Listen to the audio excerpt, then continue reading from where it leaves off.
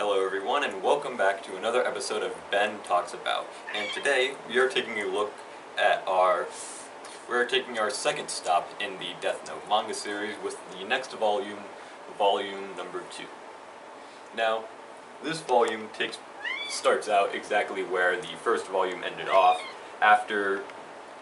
with the aftermath of the busjacker incident where a person who was hijacking the bus that Light and his girlfriend were visiting, they end up getting run over by a car thanks to Light and his manipulation of the rules of the Death Note, and one of the police officers that was on the bus with them ends up leaving as he is apparently part of a special mission and doesn't want to get involved in any other sort of case. And it turns out that this officer is actually part of the FBI, one of 12 agents who were sent over to Japan to help investigate the Kira case, with Kira being the name that Light has been using whenever he does any sort of Death Note related work.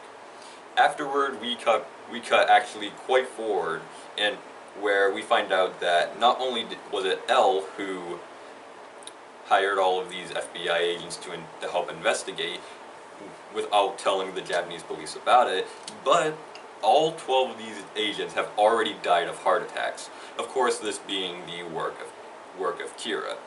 And eventually we cut back a few days before, where we actually see Light pull this task off by manipulating and threatening the agent from the bus earlier on, who goes by the name Ray Penbar.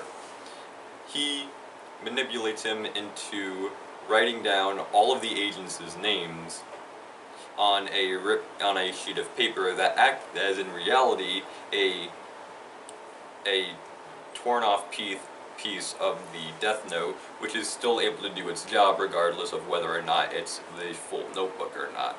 And Light also has already had all of their deaths and timing of their deaths in a specific order, so just to confuse L and the rest of the police even more.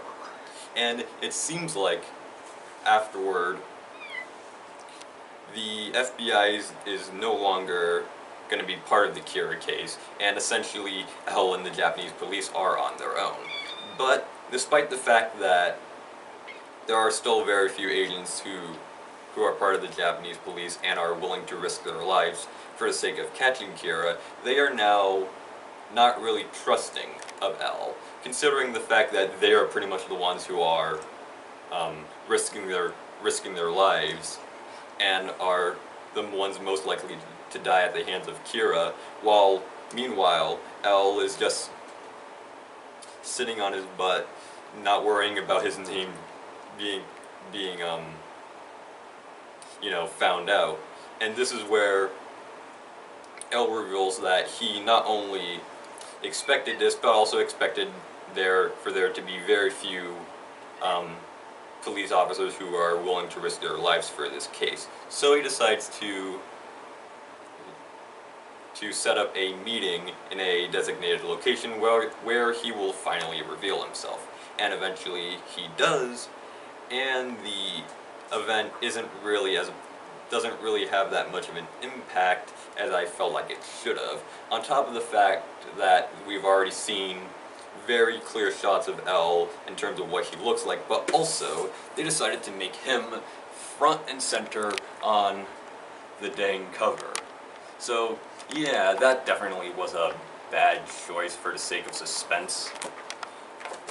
But anyway, after they all get situated, L decides to share with them his theories about Kira, and how, even though they did technically lose this battle as they're now pretty much on their own, he assures the Japanese police that they are still going to win in the end.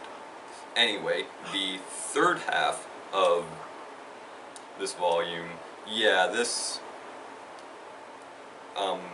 volume is quite bloated with a whole bunch of events happening at once, in strange orders to boot, because the writer apparently really likes to mess with the space-time continuum in terms of where certain events take place.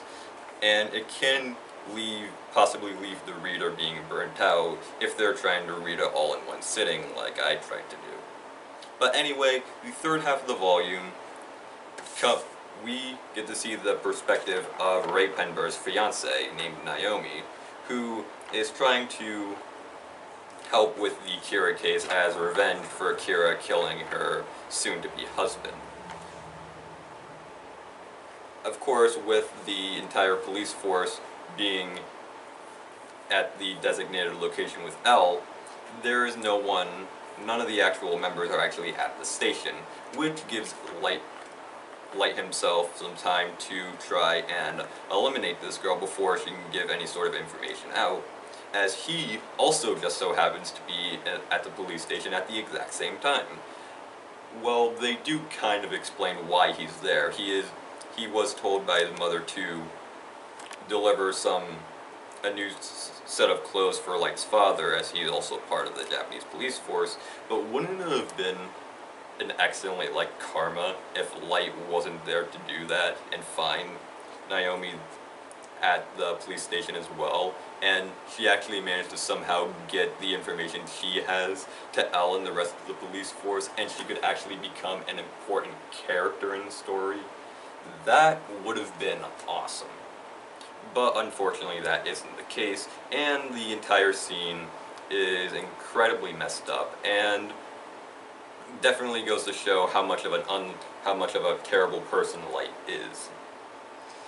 But afterwards, the final half of the volume is pretty much Elle, wrapping up with the rest of the police force about what they're going to be doing, and how Naomi's disappearance and her fiance's death are in some way connected, and of course that this is because of Kira. So, Elle makes it a point to set up a bunch of security cameras and bugs around two of the detectives' houses, one of them being the house of Light Yagami's father. Of course, at the end of the volume, Light realizes that they're being watched, so he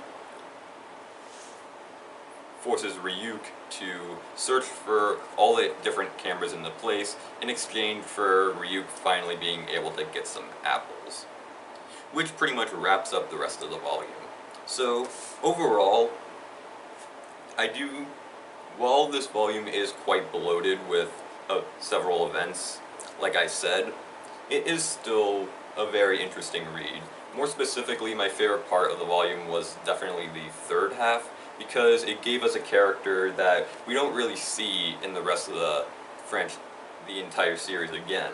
It's a character that has legitimate motivation for why they want to catch Kira, aside from the whole it's just their job from the Japanese police force and to an extent Elle. You know, her story is pretty much a revenge story. She wants to avenge her fiance's death, and that's very admirable. And I really wanted her to actually become like a prominent character in the series, but of course we unfortunately don't really get that. But hey, maybe the rest of the volumes can give us more interesting characters that we actually want to see make it back at the end. But again, I really did enjoy this volume. But again, make sure that you only read one half of the story per day, so you're able to digest the volume a lot more easily. So, I hope you all enjoyed me talking about Volume 2 of the Death Note manga series. I had fun talking to all of you about it. And I will see you next time with Death Note Volume 3. Until then, I'm Ben Contreras, and bye.